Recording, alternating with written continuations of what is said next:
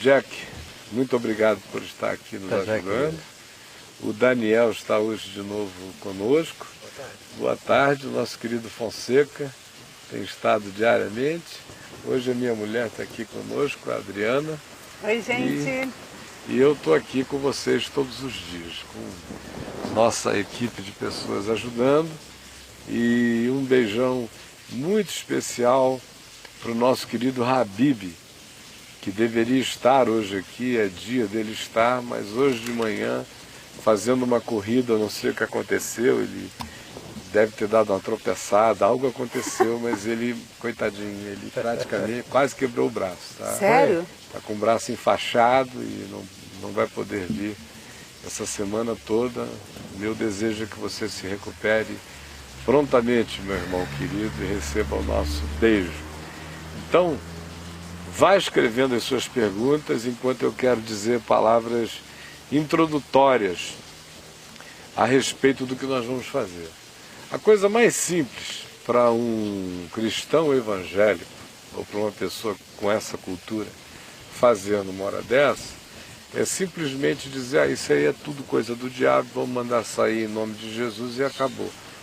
E é verdade mesmo, se você chegar, não tem que ter essa panaceia toda de investigador psíquicos, nem de paranormais, nem de médiuns para fazer as leituras, nem a panaceia do rito do exorcismo, extremamente patético em muitos aspectos, nada disso. Se qualquer um de nós que crê no Senhor Jesus chegue num lugar desse, é chegar na simplicidade com a qual eu já cheguei centenas de vezes na minha vida, a minha mulher também, tantos outros já chegaram, com toda a naturalidade e normalidade, e ver isso acabar assim, ó, num momento, num abrir e fechar de olhos, sem água benta, sem rito de natureza alguma, sem cruz, sem crucifixo, sem nada, sem gritaria sequer. É luz dissipando trevas. Apenas chegando em nome de Jesus e dizendo que esta casa fique livre em nome de Jesus. Não importando quais tenham sido os históricos. No entanto, nós não estamos hoje aqui simplesmente para fazermos esta afirmação. O meu interesse, apesar de que este episódio do Assombrações não foi dos mais complexos, foi apenas o da semana que eu gravei, isso é uma série que já tem 3 anos, eu acompanho todas elas. Esse não foi dos mais complexos, foi dos mais simples, mas eu o gravei para expô-lo aqui apenas por uma razão, para tentar ver se, para além dessa simplificação que diz, se chegar alguém ali em nome de Jesus, na simplicidade do Evangelho liberta tudo, o que eu gostaria era de algum modo, que você refletisse sobre os elementos que se combinam para criar esse tipo de ambiente, criar esse tipo de casa, criar esse tipo de construção de arquitetura espiritual, e que são criadas em muitas casas. Nesta aqui tem essa manifestação clássica. Manifestação clássica, qual é? A casa é antiga, construída antes de 1888, depois se descobriu um histórico de dor, de sofrimento, de muita perda, de angústias contínuas e acumuladas no local. Os supostos espíritos humanos que se manifestaram, que eram 3, de acordo com o documentário, todos carregavam dor. Depois a pesquisa na prefeitura mostra que de fato aqueles que se apresentaram como tendo sido os moradores anteriores da casa foram de fato moradores anteriores da casa em 1888. As sepulturas foram encontradas dessas famílias, havia um histórico que relacionava propriedade, antiguidade da propriedade, um histórico de muita perda, de muita dor. Nesse caso aí não há o detalhamento do tipo de dores infligidas. Pretéritas, né? Para trás, as dores que eles passaram, os que morreram, né? Em alguns outros documentários não há o requinte do descobrimento, às vezes nos porões da casa, de câmaras de tortura, às vezes no escavar das paredes da casa no interior, descobrem dezenas de cadáveres e caveiras enterradas, tinha um torturador ali, às vezes um pedófilo, um tarado, que durante quase um século, 70 anos abusou de pessoas, às vezes passou a doença para o filho para o neto, e aquilo virou uma câmara de maldades. Enfim, mas sempre existe esse histórico, que neste documentário não está descrito em detalhe, mas está devidamente pontuado na conexão que se estabeleceu entre as supostas identidades das entidades humanas mortas e o descobrimento da factualidade dos nomes delas como proprietárias da propriedade naquele ano, que também teria sido revelado para a Lee, que é a menina filha da casa, que fica mais possessa e que é quem escreve esses nomes e essas coisas, né? Aí você tem esses são os elementos básicos que você encontra em quase toda essa fenomenologia aí de casas mal assombradas. A antiguidade, o ódio perpetrado cumulativamente, impressões poderosas de dor, de abuso e ódio adensado no lugar.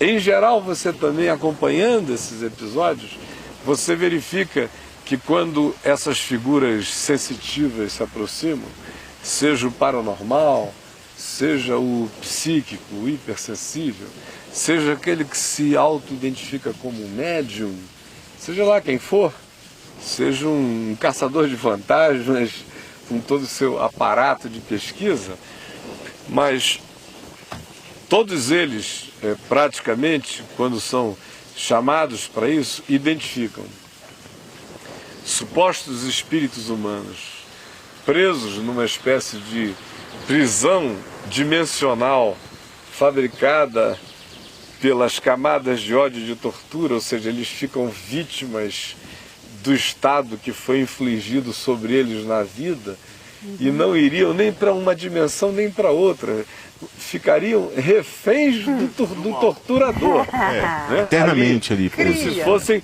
seres humanos vivendo agora eternamente naquela condição. Ao mesmo tempo em que todos eles também identificam uma figura demoníaca, que não é humana, que eles chamam de inumana, alguns explicitamente chamam de demônios, como hoje foi o caso aqui, e que é o gestor. Eles tratam mais como entidade, né? Não, mas ali estava. Tá como está em 90%. Demônios. Já senti que havia um demônio. Então, em todos eles, você vê essa configuração.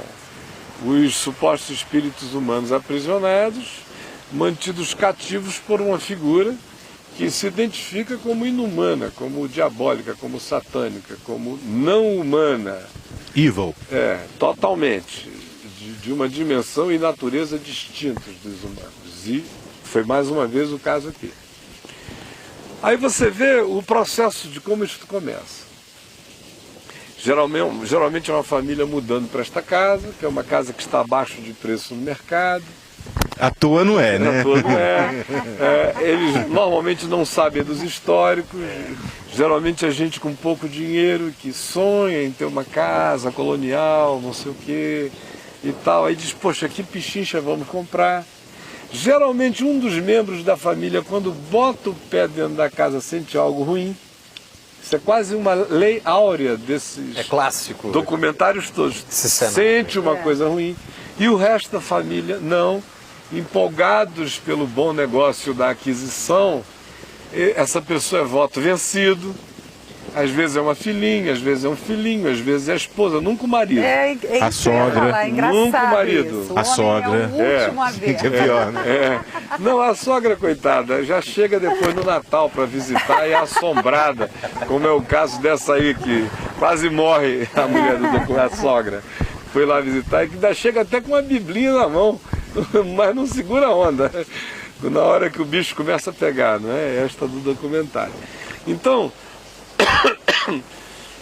onde é que eu estava na narrativa dessa sequência? Eu sou extremamente linear. Nunca é o marido. É sempre então, essa condição da casa. Alguém sente. Aí você identifica, aspecto número 1. Uma pessoa da família é mais sensível do que o todo. É o para-raio. É a anteninha familiar. Em geral, é aquela pessoa que expressa para a família as disfunções da própria família, também do ponto de vista psicológico. Quando pai e mãe vão mal, quando está tudo ruim, quando tem uma grande sombra dentro da família. Toda família tem alguém assim, Sempre né? tem. Então, geralmente, é essa pessoa com essa natureza, com esse tipo de sensibilidade, que também, nestas casas, quando botam o pé, diz, não gostei, entra no quarto e sente um frio horroroso, se sente observado, ou não sabe explicar, mas tem uma coisa densa, estranha num lugar que nunca sentiu antes na vida, aí é voto vencido. Aí a pessoa tenta se adaptar, vai ficando, não sei o quê. Nem sempre as manifestações bizarras começam a acontecer com esta pessoa. Às vezes sim. A maioria das vezes ela é a porta de passagem. Outras vezes não.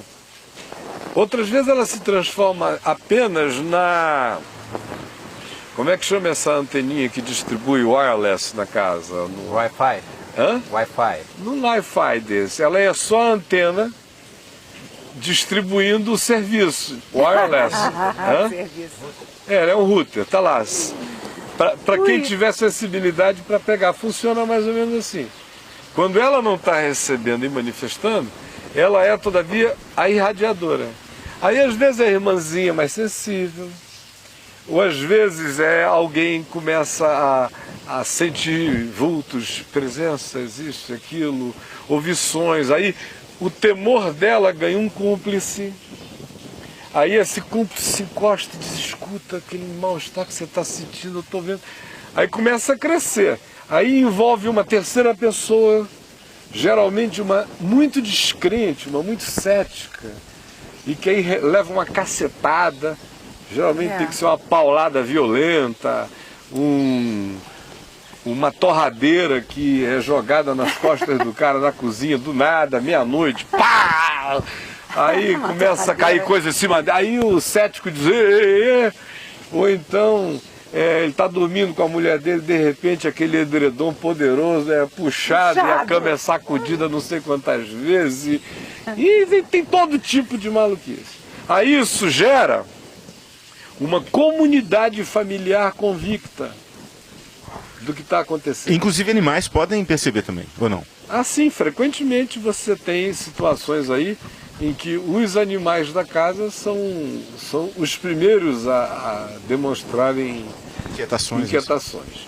Mas aí você já chega naquele ponto que você criou uma construção, uma psicodinâmica familiar em torno do medo, da assombração, da paranormalidade, do pânico, da insegurança. Já agora uma retroalimentação total.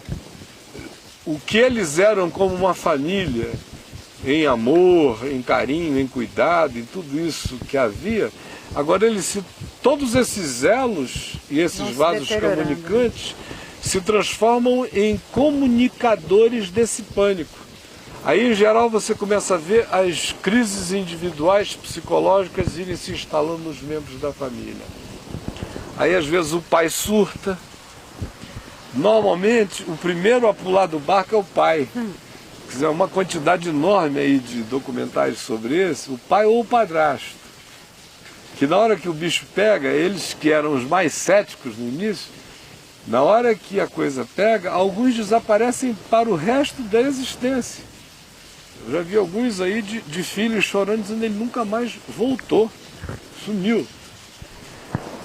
Ou então ele não vai, mas ele vai mudando a personalidade dele, porque talvez pelo fato de ser homem, macho, e não querer admitir a sua própria fragilidade, a impotência. vai gerando uma raiva latente no indivíduo que ele não tem com quem brigar, é uma luta que ele não pode lutar com os braços dele. Isso vai se transformando num ódio crescente que ele vai projetando na mulher, nos filhos, e que abre uma porta de ira crônica e de ódio crônico que, em geral, esse cara passa a ser o mais afetado, porque é o capaz das maiores brutalizações e de tudo mais.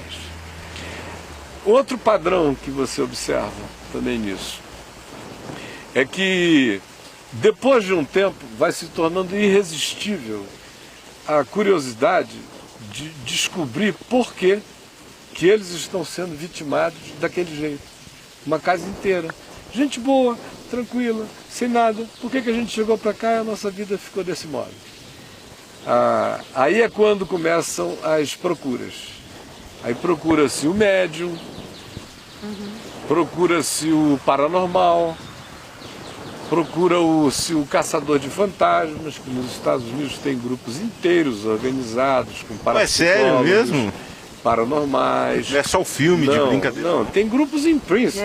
Com certeza. Tem grupos na Universidade de Princeton fazendo isso seriamente. Mas por que eles só não se mudam, ficam indo atrás e se tá tão ruim, tá fazendo tão mal? Uma outra coisa é um dogma americano. A casa, a propriedade privada nos Estados Unidos é uma coisa tão poderosa, mais poderosa do que na maior parte do mundo, que é outro padrão. Nós não vamos admitir sermos expulsos da nossa casa por nenhuma criatura. Isso é uma coisa que se responde, é aquele apego do americano à propriedade privada. E a outra coisa, o pânico do mortgage, que é a hipoteca. Todo mundo diz, se a gente sair daqui nós vamos virar homeless. Para sempre porque nós não vamos, essa casa não vai nunca mais nos pagar o investimento feito e nós não vamos nunca mais poder ter outra casa. Então vamos viver com o espírito aqui mesmo e vamos procurar as soluções possíveis. Aí vem o paranormal, vem o médium, vem o bruxo, vem o caça-fantasma, vem o padre, que o padre nunca nega fogo. O Vaticano, com as políticas de ritos de exorcismo, dependendo da paróquia ou da diocese, sempre tem um padre especialista em exorcismo. Desculpa perguntar, será que ele é especialista realmente em exorcismo ou em ritos? Em ritos de exorcismo católico. Todo mundo que a gente está falando aqui é especialista em algum rito próprio, em alguma mecânica, supostamente ou de alívio, ou de expulsão espiritual, ou até de barganha com o espírito. Como às vezes você vê, especialmente nos cultos de natureza mais taoísta, como uma vez um desses documentários aconteceu na Tailândia, e era um grupo de americanos morando na Tailândia quando começou a acontecer isso numa mansão, que não era nem velha. Mas a arquitetura da mansão, supostamente, tinha sido construída a partir de simbolizações de invocação espiritual. E essa família americana que mudou para lá e que comprou a casa e não sabia de nada, começou a ser afligida de todos os modos possíveis. Eles chamaram um sacerdote taoísta para fazer uma barganha, e de fato fizeram uma barganha. Só que a barganha nunca dá certo. Ela gera um alívio assim de semanas, meses, e às vezes o bicho volta a pegar. No caso dessa família da Tailândia, eles abandonaram a mansão e foram embora, e nunca mais voltaram.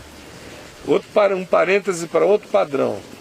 De todos esses casos que eu acompanho feitos com essa qualidade documental que o Discovery Channel faz as coisas, aproximadamente 97% das famílias saem das casas, não aguentam o tranco e vão embora. Pouquíssimas ficam porque venceram o problema. Esses são documentários que quase sempre mostram que todos são vencidos no processo. Todos são? Todos. Eu estava no padre. Aqui e ali você encontra um padre, gente boa de Deus, apesar dos ritos equivocados, apesar de toda a mandinga medieval católica e tudo, quando o homem é bom, apesar do rito ser equivocado, a graça de Deus opera. E você vê os poucos casos de libertação que acontecem, que você vê depois a família fica livre, é quando chegou lá um padrinho sincero, um padrequinho sincero. Alguns desses, inclusive, nem usando o ritual católico, chegando com a Bíblia aberta, lendo o Salmo 91 e invocando o nome de Jesus e mandando sair o pessoal ficando livre. Os que ficam no rito, como foi o caso do padre do documentário de hoje, geram aqueles alíviozinhos. Mas você vê que o documentário terminou não com cura. E é mais um alívio psicológico para a família, Claro. se sentir apoiada do que realmente resolver, né? E o documentário terminou não com cura. O documentário terminou com alívio. Dizendo que aquilo aliviou, mas que eventualmente eles ainda sentem aquela presença que eles tentam se acostumar com o convívio, mas não E o mal está terminou. feito, né? Porque na verdade eles ficam sempre... Muitos documentários acabam com a pessoa, dona da casa, dizendo mas ainda ficou o temor de que essa coisa um dia volte. Então, na verdade, as manifestações físicas não acontecem mais, mas o mal está instalado dentro da pessoa, porque o medo ficou, a crença de que a compreensão do mundo espiritual é totalmente equivocada, né? E parece cura, que foi feita a missão foi cumprida. O assombro está na pessoa e não no local. Exatamente. Isso aí é só uma medicina de diminuição de sintomas, não de cura. Outro aspecto interessante é que de vez em quando você vê os pastores serem procurados. Aí é que é mais patético nos documentários, porque eu nunca vi um ir. E olha que quem vive de propaganda de expulsão de demônio é pastor, né? E eles não vão em pastor presbiteriano, porque eles já sabem que é um pessoal nos Estados Unidos que mal crê em Deus, né? Pastor presbiteriano, pastor batista, acredita muito em Deus, mas não tem coragem de ir lá visitar o processo. Quando chega, por exemplo, outro dia eu vi alguém chegando num pastor batistão.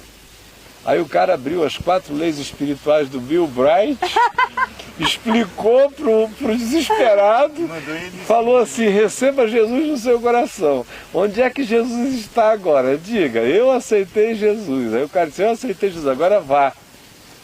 Aí o cara disse: mas escuta, eu queria que o senhor fosse lá em nome de Jesus e expulsasse isso. Ele disse: não, você vai, você já aceitou Jesus, você vai. Foi, não. Nenhum. Eu já vi dezenas se negarem. A Adriana também. E o padre que morreu de medo? Foi lá, jogou aquela aguinha e eu preciso ir. Não, o padre saindo da carreira, foi graças a Deus. eu já devo ter visto uns 15, assim, mas saírem... Com medo da assombração. Não, termina o rito e aí tem padre que chega dizendo: eu não creio, se defendendo, dizendo: eu não creio, não creio. Não, vocês estão impressionados, vocês estão fabricando isso. Um dos últimos que eu vi, semana retrasada, chegou negando. Muito engraçado. Dizendo assim: não, quem é que diz para mim que vocês é que não estão fabricando isso? Jogando essas coisas, mudando tudo isso e não sei o quê, fazendo esse choro de Estilo criança. Padre Quevedo, né? Não parar de cessar, se vocês não puserem isso no quarto, com um choro que não parava. Aí o cara disse: vem com a gente. Aí chegou lá: aqui é o quarto, olha, abre a porta. Aí quando o cara abriu a porta, de repente a porta fechou de lá contra ele, com uma cama que estava lá no fim do corredor, e em cima dele disse: pode empurrar, padre. E o padre: olha, não tem, abre e veja se tem alguém lá dentro empurrando essa cama de lá para cá. O padre jogou mais aguinhas, meu irmão, e pela direita. Sem falar nos outros. Outro dia eu vi uma, saiu num desespero antes de falecer, antes de infartar de pânico antes o que tinha visto, né? Sofás pulando, o relógio jogado de lá, o pessoal se abaixando, a casa inteira em pânico e o padre jogando a aguinha dele daqui no desespero. Terminou o rito e ó, vamos por aqui. Então deixa eu contar uma que aconteceu comigo. Fui com um pastor, ligaram para o pastor dizendo para a gente visitar uma casa de uma pessoa que estava possessa já há muito tempo. E o pastor falou, me chama Jack, vamos lá comigo, vamos embora. Tá bom, chegamos em frente à casa, eu e o pastor. Quando estávamos para abrir a porta, a gente ouviu um grito. Olha o pastor Jack, vai lá. Aconteceu comigo, não é brincadeira. Você foi, Jack? Rapaz, eu amarelei. A gente foi lá orar. Orou do lado de fora. Foram para a esquina, deram as mãos, fizeram uma reunião de oração poderosa. Culto ao ar livre. Culto ao ar livre. Só com um grito, né? Só no grito. Ninguém ouviu afastando nada, geladeira, jogando livro, foi só o grito. Foi só o grito e já gerou isso. Já gerou isso. Desses casos todos, assim, desse documentário, quer dizer, os documentários não são os casos da minha vida, os casos mais pesados da minha vida não são esses documentários, são os que eu documentei, que eu vi. Mas nesses documentários, uma coisa interessantíssima que você observa é que nesses 3 anos de observação, eu só vi de fato 1 ou 2 casos de libertação genuína segundo o Evangelho. Um deles, eu vou até pedir ao Chico, que está nos assistindo em casa, para me cobrar, para ele procurar lá no Discovery Channel Brasil /Assombrações, sei lá o quê, e achar esse documentário, porque é uma coisa muito braba, de um carinha que foi ficando curioso, que essa é uma outra coisa, né? Nesse caso não tinha absolutamente nada a ver com casa nenhuma. Só tinha a ver com a pessoa. Ele foi ficando curioso do fenômeno espiritual, aí começou a ler uns livros de bruxaria que ensinavam como invocar determinados demônios específicos, bem reais como demônios. Você está brincando. E ele leu todos os ritos, fez todas as invocações, a princípio não aconteceu nada. Ele ficou até que frustrado. Né? Aí, meu amigo, quando o bicho pegou, foi um dos mais violentos que eu já vi. Porque era demônio mesmo, com todas as manifestações verdadeiras de demônio, que não são essas dos cultos da Universal, nem das igrejas pentecostais. 98% de histeria coletiva, de indução, não tem nada sério ali. Por isso é que quem tem o mínimo de bom senso, um psicólogo, um médico, uma pessoa esclarecida, chega a ver aquela palhaçada, sabe que acorda todo mundo ali com um tapinha na bunda, porque não tem demônio não, é só indução e sugestão. Coisa séria é diferente. E foi algo tão poderoso, e que foi contaminando a casa do indivíduo inteiro. Feio, né? Foi destruindo a ele, a família dele, a mãe dele. Aí as manifestações foram virando psicofísicas mesmo, né? Aparições, morte, estrangulamento, assistidos, tudo que você puder imaginar de expressão de maldade explícita do mundo espiritual. E o cara recorreu a tudo e a todos. O livro não ensinava a desfazer não, né? Não. Nunca ensina a desfazer, meu irmão. Nunca ensina. É só para chamar. Esse aí foi a um pastor, frequentou um culto, foi lá, implorou por ajuda. Pelo amor de Deus, venha na minha casa, me liberta a minha casa, em nome de Jesus. E ele contou para o pastor o que ele tinha feito? O pastor disse, receba Jesus no seu coração, meu filho. Deixa eu fazer uma oração por você. O cara ficou em pé e falou, o senhor não está me entendendo. O senhor não está entendendo. Eu estou falando de uma coisa muito séria, eu preciso que o senhor vá na minha casa me ajudar. É muito mais grave. Aí ele disse, não, então se você quiser, receba Jesus e vá em paz. O cara, no desespero, já querendo se suicidar porque não tinha saída para ele. E a culpa dele era enorme, porque ele tinha traído aquele mal para dentro da família dele inteira. Ele andando pela rua assim, a esmo, ouviu alguém o viu tão desfigurado, que falou que achava que ele estava precisando de oração. e disse, olha, tem uma moça cabeleireira ali naquela esquina. Esse para mim foi o melhor. Uma cabeleireira que ela faz oração por pessoas. Que país, qual lugar? Estados Unidos. Todos esses documentários, com exceção de alguns feitos na Inglaterra, na Irlanda e na Escócia, por enquanto, todos eles são produzidos nos Estados Unidos. No dia que vierem aqui para o Brasil vai ser uma festa, né? Pois bem. Principalmente a Amazônia, né? Aí veja só. Aí tem uma cabeleireira ali que faz oração por pessoas.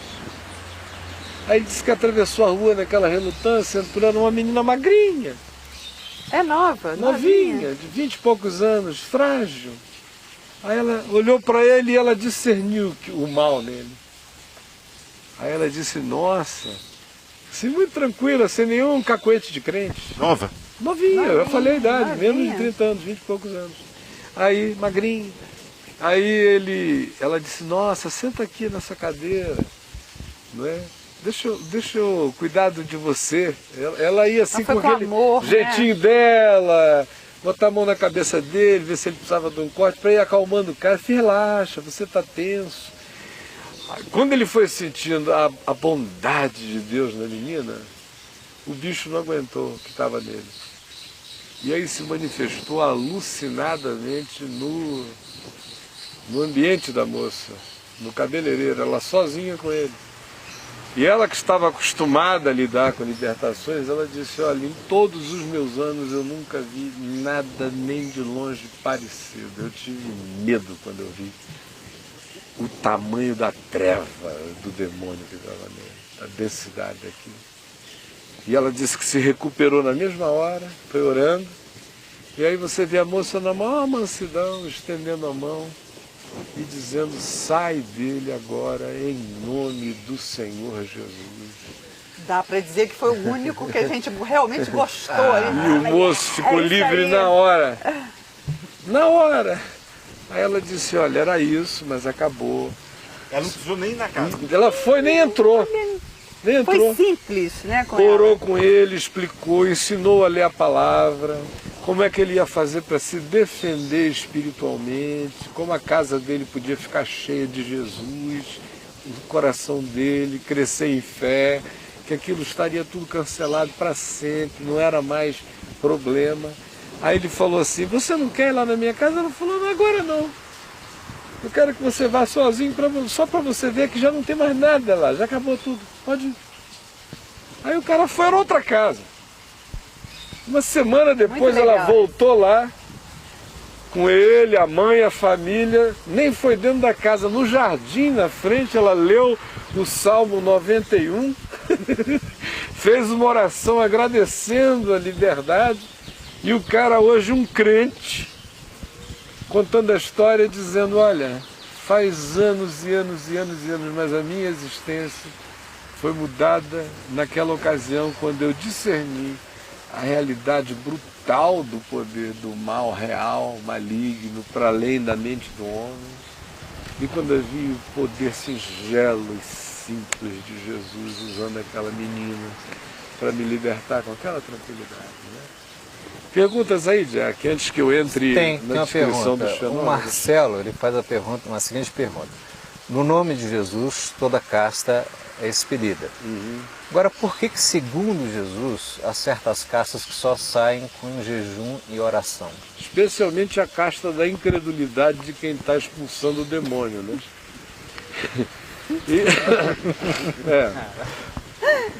Mas só... A casta de quem está com incredulidade expulsando o demônio, essa é a pior de todas. O problema não é lá. Porque você nunca viu Jesus se preparar para expulsar demônio. E você ouviu Jesus dizer, aquele que crê em mim fará as obras que eu faço e outras maiores fará, porque eu vou para junto do Pai. E você também nunca viu Paulo dizer assim, olha, eu volto depois de amanhã, porque eu estou precisando de uma consagração. De uma consagração para fazer isso. Está consumado, está consumado. Então, o que Jesus diz nesse texto aí, que é quando eles descem do Monte da Transfiguração, chegam no vale, tem um processo renitente, é um garoto que é jogado no fogo, na água, tem esse acesso de automutilação, de destruição. E aí o pai do menino é que diz a Jesus: Senhor, eu pedi aos teus discípulos que expulsassem o demônio do meu filho, e eles estão a noite inteira aí e nada puderam fazer. E numa das 3 versões, onde a mesma narrativa é contada, o Jesus repreende a incredulidade dos discípulos e diz: mas na verdade essa casta não sai senão do jejum e oração. E repreendeu o demônio saiu na hora. Então, se a gente admitir que tem uma casta que para Jesus sai na hora, mas que para a gente sai depois de muito jejum e oração, a gente está admitindo que tem um poder nessa história que não é de Jesus, é nosso. Então, para mim, eu nunca entrei nessa, porque eu nunca fui no meu poder. Eu sempre fui e nunca irei. Eu não creio em 1 milímetro em mim. Todo o poder é em nome de Jesus. Ora, se ele desceu do monte e disse sai e saiu, sinceramente, a casta que tem que sair é dessa, que faz discípulo ficar com incredulidade a noite inteira, mandando o demônio sair sem crer. Agora eu lembro de você, num dos nossos encontros aqui, comentar lá em Manaus de situações na sua casa, lá junto com seu pai, e que iam pessoas para lá, às vezes passavam um dia todo, mas meio que oprimidas pelos demônios. Não, tinha gente que morava 2 meses na nossa casa. Mas possessas ainda, vez que vinha, saía? Elas moravam por razões diferentes. Algumas delas é porque elas ainda eram tão frágeis espiritual, mental e psicologicamente, que algumas delas ficavam repossessas do medo da possessão. Ah, tá. A fragilidade emocional é um negócio, abre um precedente. Claro, enquanto a gente não sentisse que a densidade da confiança em Jesus, na graça, na cruz, na segurança eterna que ela tinha, na habitação do mais valente nela, do mais poderoso, do Senhor eterno morando nela, ela não recebia alta. Não, ela ficava ali, porque voltava para casa. Às vezes a mãe era macumbeira, a irmã ia num centro, não sei o que, era cercada de gente dando ideias diferentes. Papai e mamãe, quando encontravam esses casos renitentes, antes de eu me converter, eles levavam lá para casa e ficavam lá. E eu, como não era convertido e sabia que essas coisas eram reais, quando tinha um desses hospedados lá, eu não aparecia em casa. Eu digo, eu lá vou chegar perto desse negócio, porque eu sabia que o meu coração era uma casa varrida e nem ornamentada. Só varrida. Pois bem, depois que eu me converti, eu fiz parte do cordão, né? De engrossamento, e engrossei muito por causa das minhas exposições diferentes, pregando na TV, no rádio, na rua, em tudo que é lugar. Atraiu muita coisa e aumentou o contingente de possessos. Então, nós abrigamos muita gente. Papai e mamãe eram especialistas em fazer isso por essa razão, de ajudar o indivíduo a ficar cheio de consciência para poder andar com as próprias pernas. Você falando isso, eu estou me lembrando de uma experiência que eu tive. Fui orar por uma pessoa, ficou possessa, saiu. Logo em seguida a pessoa acordou, começou a chorar, expliquei para ela e a pessoa começou a falar, mas eu estou com medo, e se ele voltar de novo? Né? Então é isso que você está falando. Olha, precedente. A maior parte das pessoas que um dia foram genuinamente possessas, se elas não forem acompanhadas por um tempo, existe a chance da reincidência até que a fé se estabeleça como consciência na pessoa. E aí, o principal agente que catapulta a pessoa para dentro desse estado é o medo das ocorrências anteriores, não correspondido ainda por uma certeza em fé, o que gera uma fragilização enorme e às vezes a pessoa nem fica mais possessa mesmo. Ela já começa a ficar possessa da memória do psiquismo da possessão anterior. E já não vem com aquelas gravidades, já não vem do mesmo modo, mas para o ignorante à volta parece que é. Então, se não tiver alguém com discernimento, é o caso desses caras que vão para a igreja, creem a Jesus, dizem que amam a Jesus, nunca são ensinados em fé a terem uma consciência da segurança que tem. E aí tem um caso desse de reincidência, e é numa igreja ignorante desses fenômenos, embora só façam isto, mas não entendam o que é, ficam introjetando para dentro do indivíduo cada vez mais aquele psiquismo, e aí ele passa a ser não mais possesso do demônio, ele passa a ser possesso do seu surto de ex-endemoniado. E que é alimentado naquele grupinho ali, e ele acaba tendo uma necessidade semanal de surtar, que é para dar ele 6 dias de não possessão. Não é? E o que acontece no meio cristão a 3x2, infelizmente. Né? Posso te perguntar uma coisa, para não sair disso que você está falando, é super importante? Para dar uma esclarecida sobre esses níveis que a pessoa é invadida, e às vezes há uma confusão enorme para quem está tentando discernir o que está acontecendo com a pessoa, porque tem o nível espiritual, o mental, o emocional, quer dizer, até onde o que é o que. E se nós passamos aqui, acho que foi há 6 dias atrás, um programa em que... Você fez isso? Sim. Bom, então vejam, tá? Procurem. De carreirinha, um monte de níveis, de misturas, de porque tem sempre mistura, porque eu lembro que a gente viu na Discovery aquele episódio terrível, também foi um dos mais terríveis do fenômeno, que a menina chegou a ficar assim, a 1,5 metro do chão, quando todos entraram no quarto, a menina estava a 1,5 metro do chão, e as manifestações dela eram muito assim, agressivas, violentas. E, no entanto, foi se descobrir depois que o próprio pai, que estava fazendo parte da pesquisa, da coisa, para ver qual era o fenômeno que estava acontecendo, era o abusador dessa menina. Né? Então, aquele fenômeno era um fenômeno de autoproteção, de manifesto de mistura, né? De mistura, porque demônio está sempre... Tudo demônio sempre... não perde a ver. Está sempre querendo levar vantagem. Nunca existe a neutralidade fenomenológica total. É isso que eu queria que você falasse. Nunca existe, né? Sempre tem uma presença oportunista. Entrando e quando por exemplo, a imunidade está baixa, não é isso que acontece no nosso corpo? Então eu acho que é isso que quando no acontece início sempre. aqui eu descrevi que um dos padrões desse tipo de documentário é você ter supostos mortos que foram vitimados num certo ambiente, em camadas e camadas históricas de sofrimento, dor, frustração, abuso, isso, aquilo, às vezes até mortos no lugar da maneira mais torturante possível.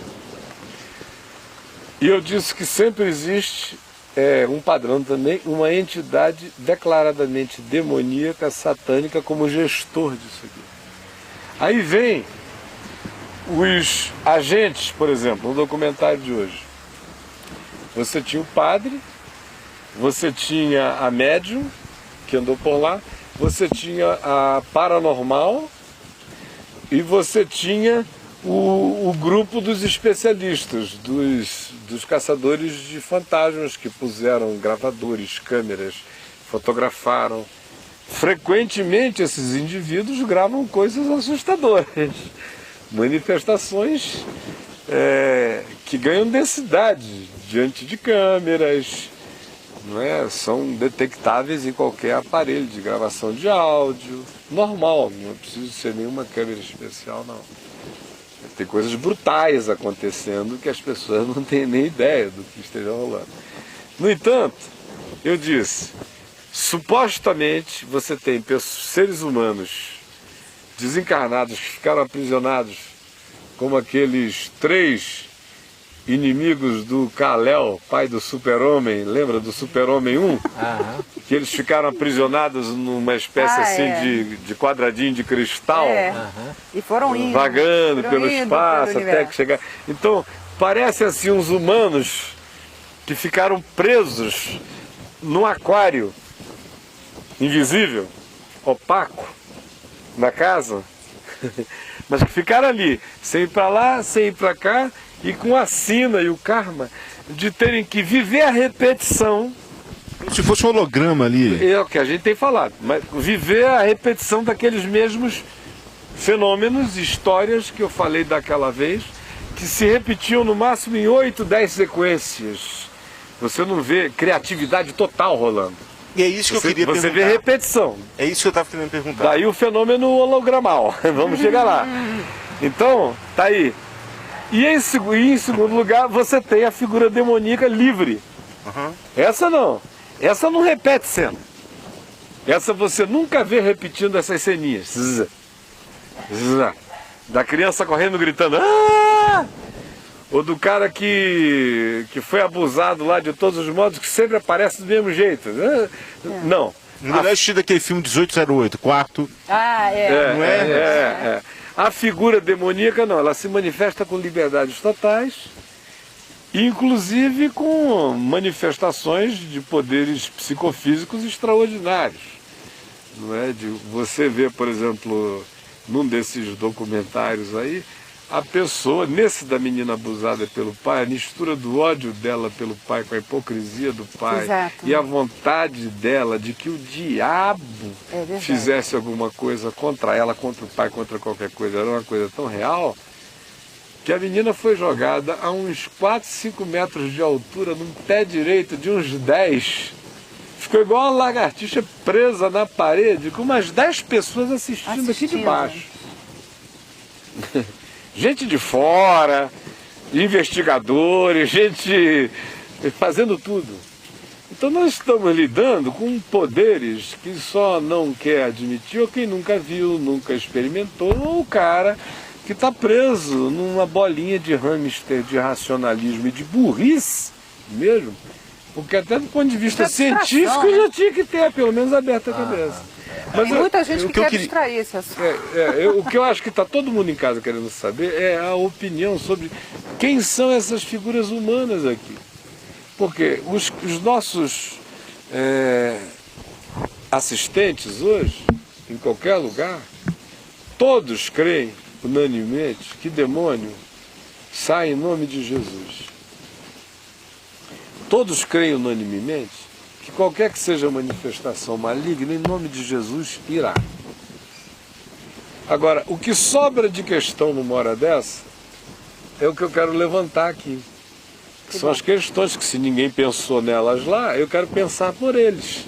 Se eu fosse alguém lá, eu pensaria. Então, porque se não pensarem, pelo menos um espiritualista pensará como argumento. E colocará para eles que não pensam.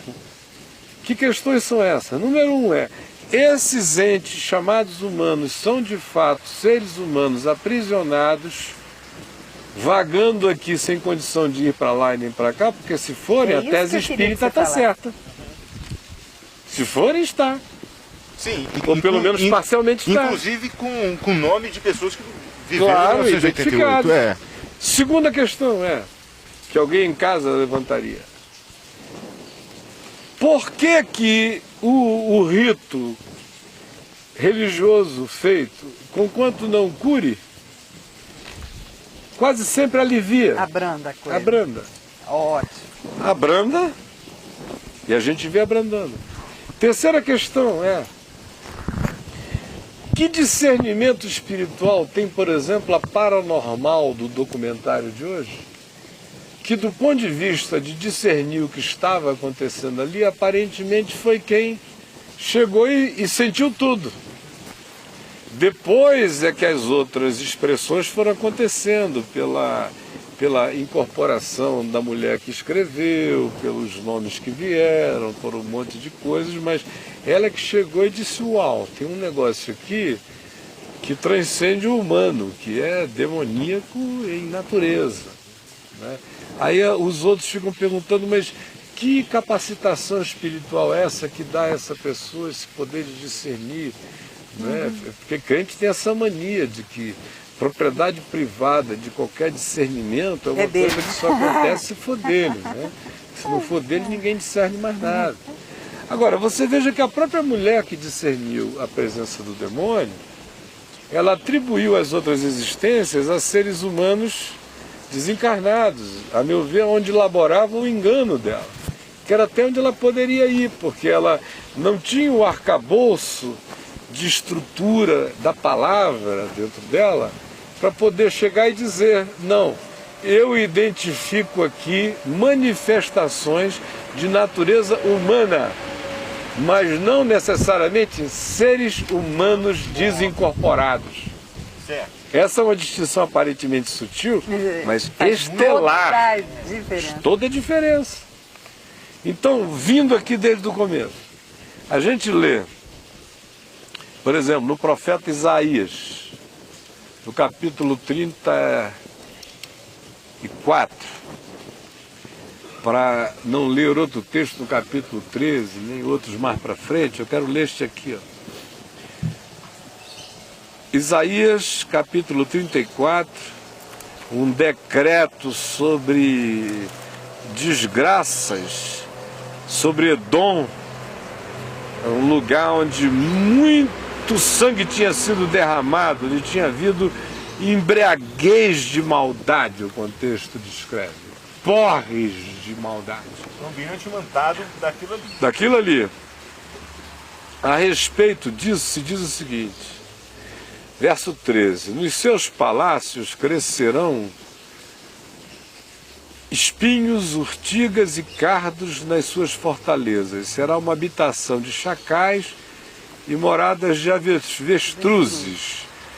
Já são aqueles animais que lá no Velho Testamento são associados a coisas imundas, né? Não que os bichinhos tenham qualquer imundície neles mesmos, são associações simbólicas interessantes. Um dia talvez a gente possa até conversar sobre isso.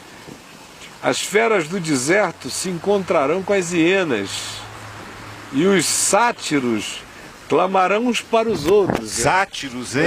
É cultura celta, não é? Essas não, coisas? Mas aí não está falando de instrumento, está falando da ave, tá. Que é dessa família das corujas, das aves da noite, né? E aí diz aqui, onde é que está o verso? Está aqui no 4. No 14, né? Eu pensei que fosse aquele homem que tem meio homem, meio cavalo, chamado de sátiro, não é isso também? Não, acho que não. Não, é o Minotauro, você está no Centauro. Tem um deus chamado, um semideus chamado de sátiro. Aqui nós estamos, de fato, falando de uma ave.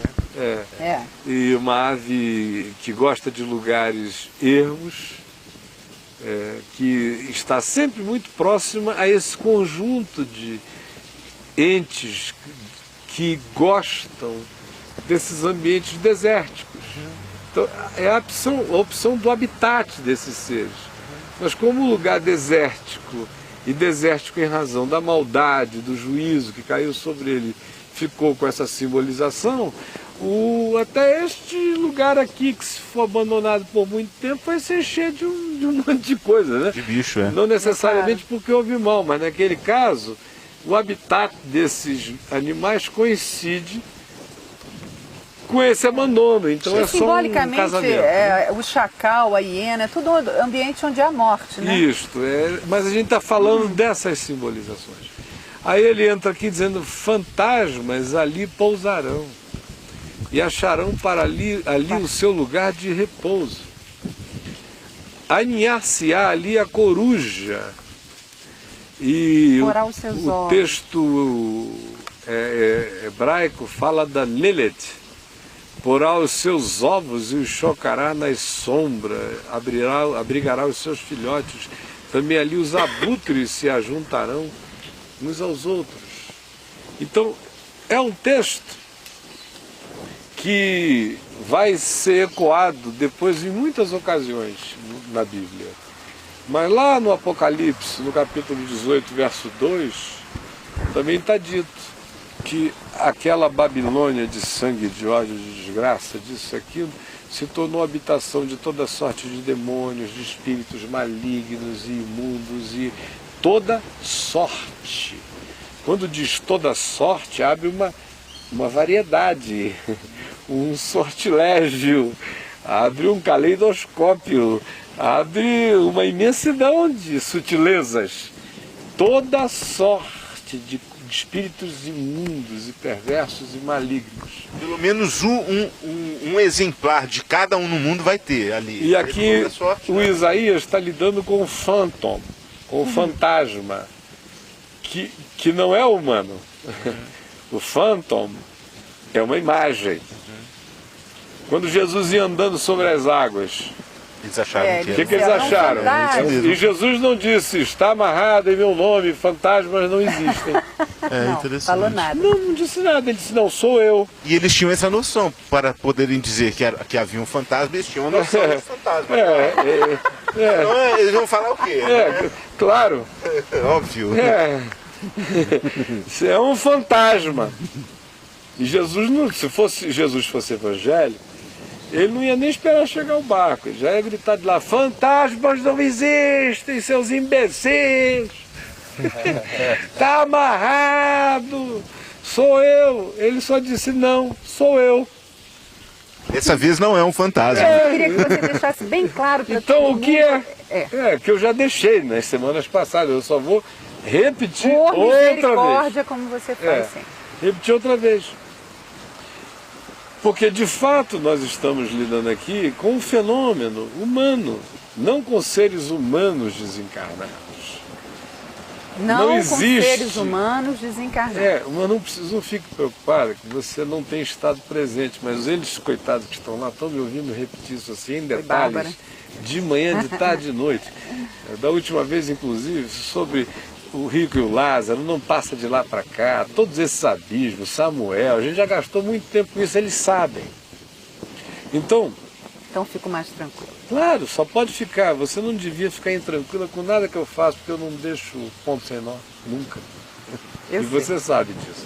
Então, Aqui, hein, Caio? Interessante também é que existem manifestações culturais, por exemplo, os fantasmas japoneses são diferentes dos fantasmas americanos, dos haitianos, dos brasileiros. até porque o Phantom é uma imagem. E é uma imagem ligada a indivíduos humanos, a culturas humanas, a produções humanas. Como eu tenho dito, está escrito no site, em dezenas de textos, nos últimos 15 dias, essa é a 5ª vez que eu repito. Mas eu vou fazer questão de repetir de novo. Quando você está lidando com isso, você não está lidando com seres humanos mortos, que não foram destinados a lugar nenhum e que ficaram aprisionados por um demônio, fadados a existirem no inferno ambiental doméstico, numa casa, num lugar estranho, vivendo de dia e de noite sob a tutela diabólica do mesmo espírito que esteve presente em alguém enquanto essas pessoas estavam de fato vivas na Terra e que fora o abusador delas. E que elas aí ainda ficariam eterna ou perpetuamente abusadas, o que seria uma perversidade sem tamanho. Inocentes que foram abusados por um determinado maluco, décadas a fio agora, ainda estariam presas sem ir a lugar nenhum, continuando abusadas espiritualmente pelo abusador com a adição infinitamente perversa de um demônio. Isso é pior que o inferno, não é? Com certeza. Primeiro, esse não é o ensino da Bíblia. Em momento algum se abre na Bíblia o espaço para que um indivíduo morto fique vagando por aqui. Não existe este espaço. Mas existe na Bíblia a afirmação do phantom, do fantasma, da imagem. Então do que a gente está falando? Eu não creio que um Deus de misericórdia, o Deus de misericórdia, não é um, só tem um, é o Deus de misericórdia, deixasse que seres humanozinhos, que foram abusados e abusados e abusados, e que foram mortos no ato do abuso, ainda ficassem presos numa bolha de abuso pelo abusador e ainda mais pelo diabo dentro da bolha desse abuso. Para mim, à luz da Bíblia e à luz do espírito da consciência que eu tenho sobre o que a Escritura ensina e qual seja o espírito de Jesus, e qual seja também a minha observação acerca da fenomenologia em si, o que eu digo é o seguinte: não tem nenhum ser humano morto, desencarnado, preso ali. A única coisa que você tem é a impressão psíquica, é a lâmina do Cowell. A única coisa que você tem é a fita passando. A única coisa que você tem é a projeção de magnetismos, de energias sutis, que foram repetidas tantas vezes com gritos de ódio, de gemido, de dor, décadas e décadas e décadas de perversidade que adensaram o fantasma. Que é o contexto bíblico. Este lugar que produz toda essa maldade vai ser habitado pelo fantasma dele. É isso que você tem ali. É esse conjunto, é esse cenário, é esse antipresépio, é essa encenação. Por isso ela não é criativa. Por isso ela repete 7, 8, 10 cenas. E esse... Cenas, as mesmas. Você teve em Auschwitz? As mesmas. Você visitou Auschwitz? Ai, Não. Não, mas lá deve ter muitas impressões, então. Não necessariamente, porque às vezes sim, às vezes não. é. O Dani ia perguntando alguma coisa. Não, que se, por exemplo, imagens, entre aspas, de repetições de coisas boas, por exemplo, de repetições de pessoas e só produzindo também, entre aspas, Se não acontece a coisas mesma boas, coisa, o oposto, não. Não no oposto, não como sendo algo bom, mas como se existe também uma farsa de repetições Quando boas. você diz o seguinte: quando a história é outra, quando aquele que se manifesta é só para fazer o bem, para curar, porque para não, isso, para aquilo e aquilo Isso outro. também lugar pega também não muita acontece gente fenômeno. Aí, isso aí. na minha sincera opinião, sem querer ofender ninguém, não é phantom. Porque o phantom, ele só existe como uma sequência de imagens. Uma sequência de imagens. Por isso é tão repetitivo. Sequência de imagens. Quando é essa coisa com a continuidade interativa, contínua, que, por exemplo, no espiritismo kardecista se chamaria de um espírito de luz que se manifestou, que é um morto desencarnado fazendo aquilo, eles me perdoem, eu não quero ofender absolutamente ninguém, mas eu não tenho como crer diferentemente do que a Escritura ensina, do que Jesus ensina, jamais, nem morto. E o que a Escritura ensina não é isso. Em contraposição a isso, ela diz chocantemente que Satanás pode se transformar em anjo de luz, em espírito de justiça. Isso é muito forte. É muito. Quanto mais em muito, Dr. muito. Fritz, Muito forte. quanto mais em curadorzinho de doenças enfileiradas, que deixam o indivíduo sempre com fé, não na graça de Deus em Jesus, mas deixam apenas o indivíduo com fé nos recursos autônomos E é isso que é o ponto. dos é que mortos, Aí é que pega. se relacionando com os vivos, tirando totalmente o vínculo com Deus, com a graça, com a confiança no Senhor. Se isto acontece, a pior de todas as macumbas já se implantou. aconteceu. Com um anjo de luz, de bondade, E no caso de percepções como aquela fita que foi gravada num monte de um cara tocando violão e que lá no fundo tinha teclado, violino, piano, 10 mil vozes de anjos cantando. Esse tipo de imagem, de imagem não, mas esse tipo de sensibilidade, captura. É, captura. Se eu creio que é possível, Tá onde? Tá eu acredito, como? eu acredito que elas sejam possíveis. Eu tenho um amigo, Marco Aurélio, que era um rapaz gay a vida inteira, deve ter apanhado AIDS antes de saber que AIDS existia. Em 1976 ele faleceu, assim, num quadro tipicamente de um aidético. E ele tinha sido crente a vida inteira, mas por causa da condição homossexual inata dele e da perseguição que a Igreja Batista em Manaus fez ao garoto, ele espirrou. E aí, se ele só tinha um desejo gay, ele foi viadaço durante uns 4 anos, né? Que é o que a igreja faz. Em vez de acolher o cara com carinho, exacerba a doença dele e ele se sente o pior homem do mundo e vai viver para cumprir aquele karma, né? Conclusão, ele voltou do Rio de Janeiro aidético ou à morte e teve uma experiência poderosa com Jesus e ficou morrendo durante 1 ano, mais ou menos. Durante aquele ano a gente o visitava, ele era vizinho do nosso grupo lá, e vizinho do primeiro escritório que a Vinde teve. E meu amigo querido, de modo que eu toda hora passava lá para orar com ele, conversar com ele, e a fé do Marco Aurélio foi crescendo tanto, que no dia que ele faleceu, a mãe dele saiu correndo, o escritório da Vinde ficava uns 80 a 100 metros da casa dele. Saiu correndo para me chamar para ver se eu ainda conseguia ouvir. Porque ele estava lá dentro do quartinho dele e ela estava lá fora molhando o jardim. Quando ela começou a ouvir aquele coral mais sublime possível de vozes angelicais cantando, enchendo, que ela achava que a rua inteira estava sendo enchida. Lindo.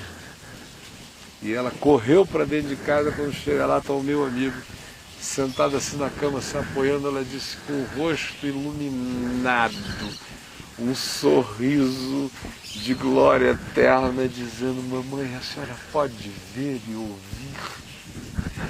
Ela só podia ouvir, não podia ver. E ele caiu para trás como quem subia. Que lindo. Eu nunca vi uma mãe sair correndo tão feliz para chamar alguém para ver o filho morto. Posso ler uma E pergunta? não tem condição melhor, né? Para entregar o filho. Aproveitar a carona na primeira pergunta que o Dani fez, acerca de que os espíritos podem manifestar em bondade ou não, dando aqui uma ramificação disso aqui. O Antônio pergunta o seguinte: Caio, qual a diferença dos espíritos que se manifestam nos terreiros, daquelas possessões mais pesadas, e os espíritos dos neopentecostais que comumente se veem?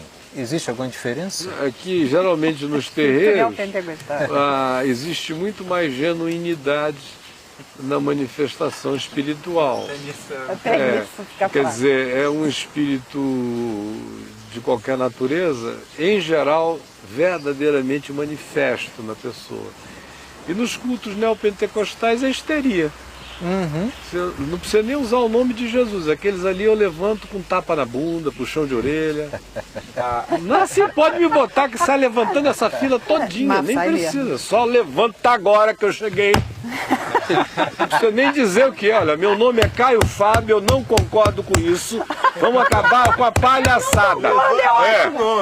Porque é tão obviamente histérico, induzido, fabricado, produzido, pateticamente não demoníaco, que só quem não sabe nada é que acredita que possa ser. E fica mais grotesco do que fica patético. Eu tenho um amigo que já foi expulso de um centro espírita, da igreja católica, e já foi espírita como pastor de uma igreja evangélica por ser pego fazendo hipnose sem ninguém perceber, e um cara pegou, gravou ele falando, expulsou ele.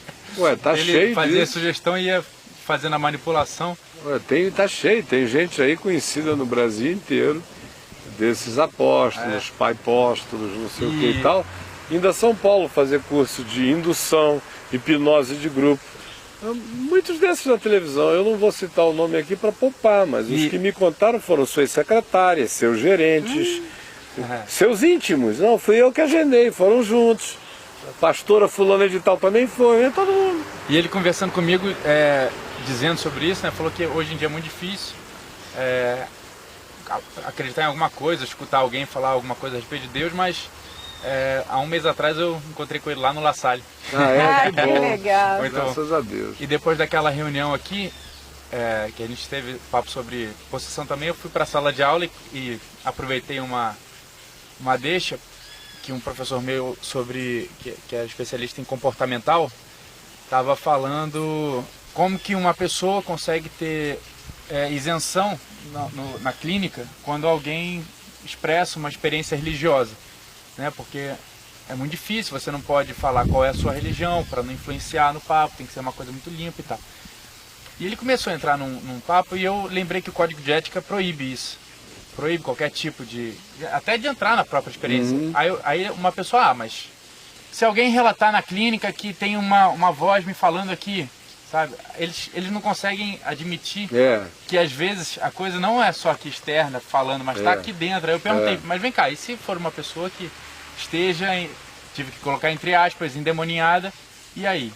Ele falou, olha, é incapaz, qualquer pessoa, a psicologia é incapaz de tratar dessa pessoa, ela tem que ser dopada, tem que ser acalmada, é o máximo que pode ser feito. O nosso amigo Jung, que é um cara das linhas psicológicas que eu acho um dos mais ricos na cosmovisão, porque ele se abriu para outras dimensões de percepção. Tem uma determinada fase da vida dele, depois que ele rompe com Freud, que ele tem surtos profundos, que eu diria o seguinte, que a entrada dele na tentativa de discernir a dimensão espiritual foi tão profunda e, a meu ver, ele tão despreparado para aquilo, só com os instrumentos da psicologia, que ele esteve na iminência de uma possessão, o Jung. Algumas descrições é de um indivíduo que ficou assim, nas portas de uma possessão. O surto foi tão poderoso, as impressões do mundo espiritual tão reais, que o limiar dele balançou significativamente, mas a psicologia não tem a menor condição de tratar dessa questão. Não dá nem para brincar com isso. A psicologia é uma ciência do homem natural. O homem natural discerne as coisas naturalmente. Por isso é que eu separei aqui o que era fenomenologia natural, que dá para você medir com aparelhos, dá para fotografar, dá para isto, aquilo outro, enfim, dá para ver uma mensurabilidade. E quanto mais a tecnologia evoluir, mais haverá equipamentos cada vez mais sutis, né, de capacidade de detecção de impressões que o olho humano não capta com muito mais sutileza, né? Eu sei que vai acontecer. Agora, uma coisa são os fenômenos que a gente pode estudar pela ciência, pela física, por outras dimensões e com outras categorias. Outros são aqueles que estão para além dessa alçada, né? E a psicologia não chega nem perto. E aí é só discernimento espiritual. Quem não tiver discernimento no espírito não consegue fazer a diferença, porque Paulo diz que as coisas espirituais se discernem espiritualmente. Então ele aconselha que você vá conferindo coisas espirituais com coisas espirituais, para você ir montando uma percepção, né? A psicologia tem uma utilidade extraordinária para tratar do que seja fenômeno humano. Mas quando dentro do fenômeno humano há uma inserção de uma coisa que o transcende, a impotência dela é total. Caio, nós no início aqui começamos a falar sobre Casa Mal Assombrada, toda essa influência. Estou me lembrando aqui, na década de 90, houve uma manifestação, um burburinho muito grande na igreja evangélica sobre essa questão de mapeamento. Se não me engano, acho que Neuza Itioca era muito ligada a essa questão. O que você tem a dizer sobre essa questão de orar? Vamos orar pela cidade para repreender a capetada toda e não vai acontecer mais nada, os espíritos, essa influência. Se tivesse alguma influência, o Brasil era o milênio já, né? Porque na década de 90, meu amigo, o que não faltou foi isso. Foi não é? Mijo. Pelo amor de Deus. Um som do mijo. Não, e do territorial. mijo a tudo. Não teve um monte. Tem os E nessa lista, o Campeonato Baiano de Futebol terminaria empatado. Terminaria. E aqui o Congresso Brasileiro, o Senado, a Câmara, o que a pastorada sarou a nossa terra aqui, não é brincadeira, era dando mão para tudo que é lado, amarra tudo que é capiroto, aí eles se elegem e fazem pior. Sabe que pensando nessa pessoa aí dos espíritos territoriais, posso contar uma coisinha que eu lembrei? Pode, meu. De medo de pastor, você vê o despreparo, né? Esse até teve que segurar a barra porque não tinha por onde ele sair. Nós estávamos num apartamento e a mamãe fazia uma reunião para as senhoras ali. E foi o meu primeiro caso. E o nosso primeiro demônio a gente nunca esquece mesmo. Porque eu era assim, virgem de demônio. Eu devia ter uns 18 anos, sei lá. E a mamãe, naquela reunião, né? As senhoras todas depois, no final, de mão dada, as senhoras compostíssimas. E um pastor que tinha sido chamado lá naquele dia, porque a mamãe é que dirigia essa tal reunião. E tinha uma senhora, amiga da mamãe, de muito tempo, que a gente conhecia, assim, de estar do lado, de almoçar, de fazer, de acontecer. Então a coisa foi muito mais impressionante, porque não foi com um desconhecido. E aí nós demos as mãos e começamos a orar, e quando começamos a orar, essa senhora, sem grandes alardes, sem nada, porque aí que você vê quando a coisa é um demônio mesmo, que não sei o que acontece, que fica tudo, você sente no seu espírito que é. E dá aquele gelo, deu aquele gelo, porque a mulher não fez nada demais, ela simplesmente falou com uma voz de homem, completamente voz de homem, diferente daquela coisa toda feminina de ser. E aí ela começou a falar coisas horrorosas com voz de homem, e o pastor começou a se borrar todo. E aí, muito antes da Neuza Itioca, ele começou com essas coisas territoriais, porque ele expulsou a mulher assim: saia deste apartamento, desta casa, deste bairro, desta rua, deste estado, desse país, olha, eu não sei para onde esse espírito foi parar. Porque se o cara, na falta de autoridade dele, teve alguma... Ele fez um exorcismo Google Earth. Foi afastando assim. Mas ele foi tomado de um pavor tão grande. A coisa só não foi pior para mim, porque eu tenho um nível de humor que dá para perceber essas coisas nessa hora. E aí ficou contrabalançado, né? Aquela voz falando aquele troço, e o pastor do país... Olha, quando ele falou do país, sinceramente... Do sai dele, sai de mim também. Só mais uma pergunta. Uma cultura que não conhece Jesus, que não conhece o Evangelho, a cultura consegue se expulsar um demônio? Amor expulsa todos os demônios. Amém. Não foi o que você quis dizer? Amor. Que mesmo que um padre entre com aquele ritualzão da Igreja Católica, se ele for uma pessoa boa, com intenção boa, uma pessoa boa de Deus, chegar a uma coisa pessoa pode nunca ter ouvido define. o nome de Jesus. É isso que define. Mas se chegar com amor, olha, amor de mãe expulsa demônio, amor de pai. Amém. Amor. Sim, eu creio nisso, eu creio. Eu creio. Amor, Claro. Deus é amor. Claro. Amor Então, constante. onde há amor, há luz. Então, fica. não adianta. Ele é a verdadeira luz que vindo ao mundo ilumina todo homem, mesmo o homenzinho que nunca soube disso, Mas ama. mas que ama. O que ama, pelo menos, amar o amor. O que busca amar o amor. Deus é fantástico, não monopoliza nem o nome dele, né? Não, claro, se ele monopolizasse, ele era o muito diabo, louco né? isso, né? É justamente porque Deus não monopoliza o nome dele que ele é Deus. Graças a Deus. Se ele monopolizasse o nome dele, seria um Exato. Deus. Mas o Deus verdadeiro não briga por causa do seu nome. Ele não briga por causa de nada. Ele afirma quem ele é. Ele diz, eu sou. Então, claro. Como, só para concluir, quantos minutos mais, Rodrigo? 5? Então me dá mais 10 aí, tá, Thiago? Então, só para concluir, eu diria o seguinte. Claro que eu cheguei no lugar, em nome de Jesus e tudo mais, mas para você ver uma história que não chega a ser exatamente uma ilustração plena disso, mas parcial. Dia 1º de janeiro de 1979, eu estava em casa sozinho, depois de uma daquelas vigílias que deixam você com uma rebordose danada, né? Vigília de oração do dia 31 para o dia 1º. Enquanto eu fazia, né, no tempo que eu tinha energia, pelo amor de Deus, geralmente o dia 1º do ano para mim era um bode só.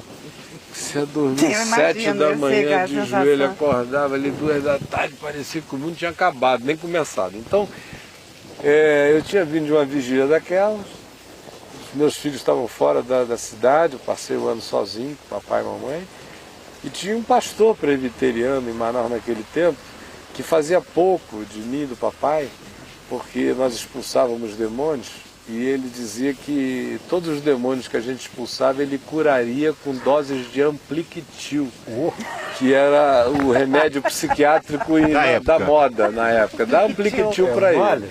Vou pegar. Então ele curaria com Ampliquitil.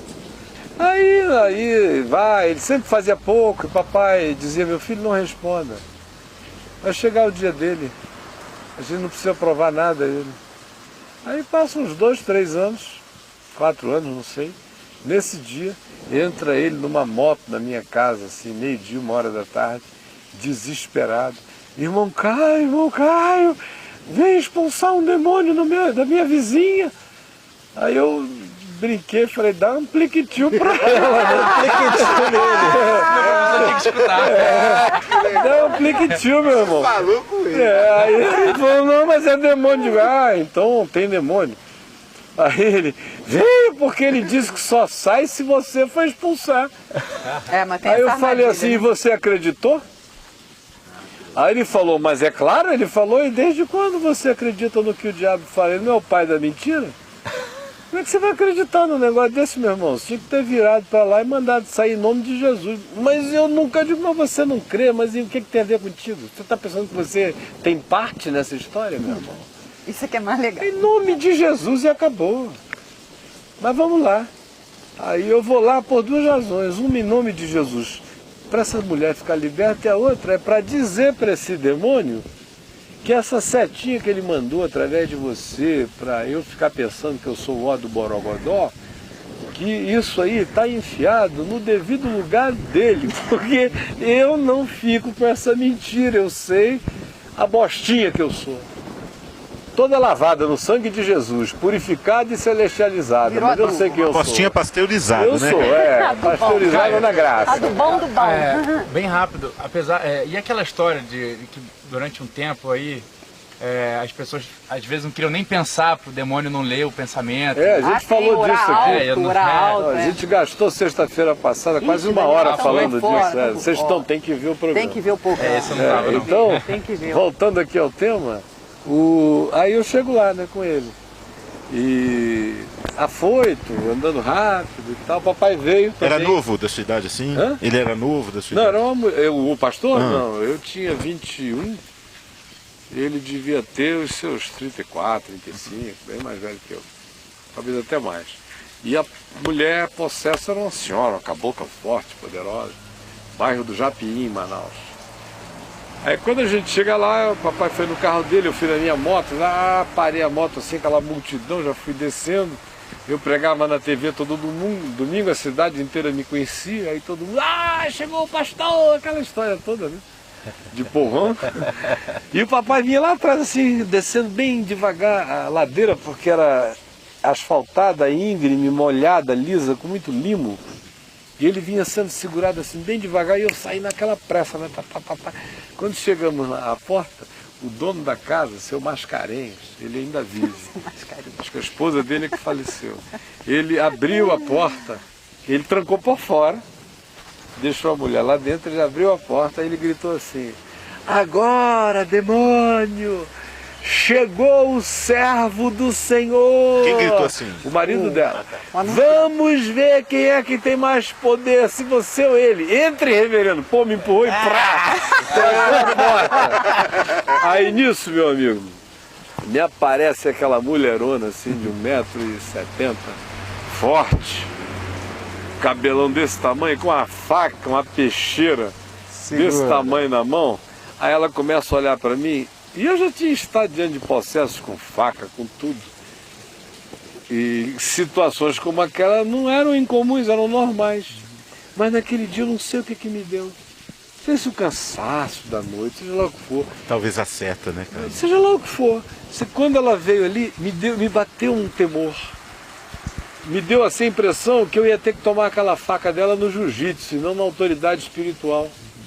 Ou seja, em algum momento, alguma coisa em mim foi para o meu poder, não para o poder de Deus. Foi uma variadinha. Poderia ter sido aquela seta, só vem se o Caio vier. Não sei se foi. Eu sei que foi dentro de mim aquilo ali. Mas eu senti na mesma hora e falei, que história é essa? Eu não estou aqui. Contra isso podia ser o Hélio Gracie com faca e metralhadora. Não ia me tocar, ia cair, ia sair em nome de Jesus. E não tem essa história, eu sei em quem eu tenho crido.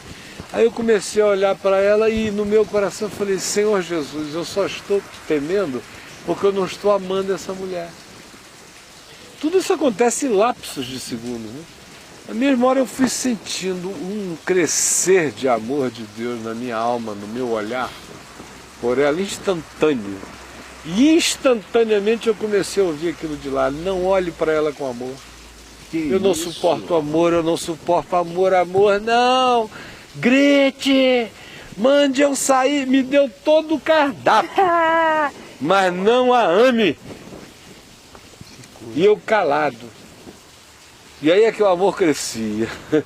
Eu fui vendo, por aqui, né? Eu fui vendo a graça de Deus por ela. Aí eu observei que ela não tinha orelhas. Que as orelhas dela tinham sido decepadas a faca. Aí eu fiquei imaginando a calamidade daquela mulher e o meu amor por ela aumentou ainda mais. Depois eu vinha saber que esse marido que me botou para dentro tinha surtos de ciúme, cortou as 2 orelhas dela num desses surtos de ciúme para inviabilizá-la para outros homens. Olha a maluquice que rolava em casa. É mais, né? Diabo do que o diabo. Aí, pois bem, não a ame, não a ame, não a ame. Ela saiu da cozinha com a faca na mão, se jogou na cama, pegou 2, 3 travesseiros, cobriu a cara com a faca aqui. Eu fui para o lado em silêncio, não fiz nada, fiquei só olhando para baixo com o coração cheio de amor na direção dela, como que atravessava o travesseiro. E ela gritava, e o bicho gritava de lá com aquela voz gutural, né? bem gutural, bem masculinamente gutural, dizendo, seu desgraçado, você está amando essa desgraçada. Esse olhar de amor me queima, amor me queima. Faça qualquer coisa, mas não a ame. Aí eu peguei e falei, olha, eu vim aqui em nome de Jesus para te dizer 2 coisas, agora 3.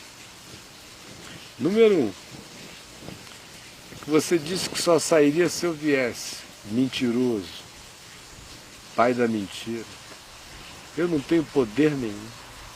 Você vai sair porque Jesus está aqui. E você não vai resistir. E vai sair. Vai sair quando eu falar. Porque você tem mais 2 coisas para ouvir. A segunda. Eu vim aqui te dizer que não só eu não tenho este poder, mas eu vim aqui também te dizer que tu tentaste jogar uma seta no meu coração para ver se eu me torno teu sócio. Para ver se eu acredito que eu sou o cara do poder. E nesse dia você ganhou um sócio. Como a maioria dos que acreditam nisso se tornaram seus sócios. E você não tem nada em mim, eu não tenho nada de ti. Nunca teremos. E a terceira é agora. Você está querendo jogar outra seta em mim, falar do meu amor. Eu sou incapaz desse amor, eu sou mau. Amo meus filhos com a dificuldade dos maus que querem ser bons. Esse amor todinho que está aqui dentro de mim por ela não é meu. Vem de Jesus e do Espírito Santo. É por isso que é insuportável. E é nisso que todo mundo cai, né? E agora sai dela em nome de Jesus. E a bichinha saiu para sempre. E essa foi para nossa casa um pouquinho, depois ficou só. Depois eu mudei para o Rio de Janeiro em 81, ela foi para minha casa em 82, ficou acho que um mês lá, fez uma cirurgia plástica de reconstituição da orelha. Viveu muitos anos, feliz, tranquila, nunca mais teve nada, não é? Eu só estou te respondendo por causa do amor.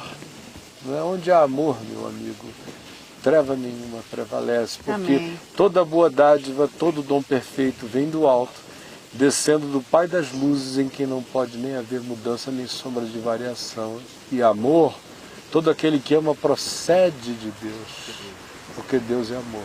Os cristãos não querem crer nisto, porque no dia que eles acreditarem nisso, eles vão ver a quantidade enorme de cristãos que não procedem de Deus porque não amam, e verão a quantidade enorme de pessoas que não estão nos nossos tempos e procedem de Deus porque amam, porque Deus é amor. E todo aquele que ama conhece a Deus e é nascido de Deus e provém de Deus, porque Deus é amor. E é isso que a palavra diz. E bem-aventurado é o que nela crê. Nosso tempo acabou.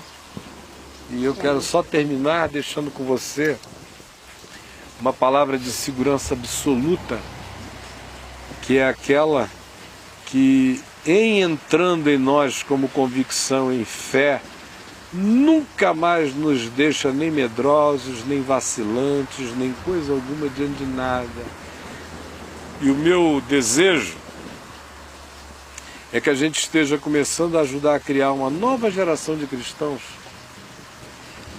de discípulos, que acabem com essa história desses demoninhos histéricos de templos neopentecostais e voltem a ser aqueles discípulos de antes, que eu ainda conheci na década de 60 e 70, que quando tinha diabo na casa dos vizinhos, eles eram chamados, porque eles iam de graça, porque eles iam por amor, porque eles criam que Jesus libertava. Iam com sobriedade, né? Mas na década já de 70, em 70 e... Desculpem, olha, as igrejas quadrangulares, está cheio de igreja quadrangular boa, de gente boa. Eu conheço muitos pastores de Deus nas igrejas quadrangulares, tanto quanto conheço um monte de charlatães. Quem começou essa história de cobrar por libertação de demônios no Brasil foi a igreja quadrangular. Eu nem sabia que tinha isso. Eu não sabia Cobrar. que tinha. Cobrar, eu não vou dizer os nomes, eles sabem que eu estou falando. Eu conheço todos eles, do bispão a todos. Eles sabem do que eu estou falando. Aí depois, na onda deles, começaram a vir os filhotes que saíram de lá, como Ivo Silva em Manaus e Companhia Limitada. Aí depois disso isso aumentou um pouco mais, aí houve um graçamento de pequenas igrejas neopentecostais dedicadas só a esse tipo de expulsão de demônio com cobrança. Para ir em casa custava R$50. Se tivesse que passar mais tempo era 100, isso na década de 70. Puxa. Quando o Macedo chegou com essa moçada aí, ele já encontrou um cenário bem perversinho, estabelecido. Mas eu ia dizendo, o meu desejo é pelo menos ver se você se anima em fé, para não ter medo. Isso não é coisa para acontecer, libertação dentro de templo, é invenção de macumbeiro evangélico. Mas é mesmo. Templo é lugar para reunir o povo para adorar, orar. Aprender a palavra. Aprender a palavra, crescer, não é para nada disso não. Isso aí a gente cura na rua, no caminho, na casa dos caras. Olha, no tempo em que eu pastoreava em Manaus com o papai, e que era aquela horda de possesso o dia inteiro, era lá na nossa casa, no escritório da Vinde. No templo, vamos chamar de templo, no lugar das reuniões, olha, se aconteceu ali umas 5 vezes, já vi um episódio desse, que eu tirei do lugar com um olhar, só tinha gente safa, acostumada já a lidar com uma olhadinha, já estava lá fora e liberto. Entendeu? Ali dentro era adoração, não tinha palhaçada. Mas porque nós tínhamos coração para ir na casa dos outros, para atender as pessoas onde elas estavam, ou para chegar e dizer, traz aqui na minha casa. Mas parece que essa geração não conhece esse Não tempo. sabe, para eles é absurdo, isso é inexistente. Amanhã à noite nós vamos ter uma reunião aqui, para treinar um grupo de 40 a 50 pessoas do Caminho da Graça para aprenderem, começarem a aprender a fazer esse tipo de visitação na casa das pessoas aqui em Brasília. Porque o Caminho da Graça quer inverter esse fluxo. A gente quer trazer o indivíduo para a reunião já alegre e feliz. O que eu vou anunciar na televisão é que quem tiver com esse tipo de agonia dentro de casa pode ligar que a gente vai lá sem problema. A gente tem prazer em gastar o nosso dinheiro para visitar as pessoas, vê-las livres em nome de Jesus e dar de graça o que de graça nós recebemos. E a turma liga aflita mesmo. Essa é a vontade de inverter esse fluxo. Nós vamos criar também um serviço de atendimento telefônico, como eu tive a vida inteira, atendendo milhares por dia, e aumentar o fluxo do que vão visitar as casas, os hospitais, esses lugares onde as pessoas estão. Foi o que Jesus mandou. Ir de casa em casa, de lugar em lugar, só cumprir o Evangelho. Meu amor, sem maior uma complicação. última coisinha é que eu acho só que o povo brasileiro é muito supersticioso.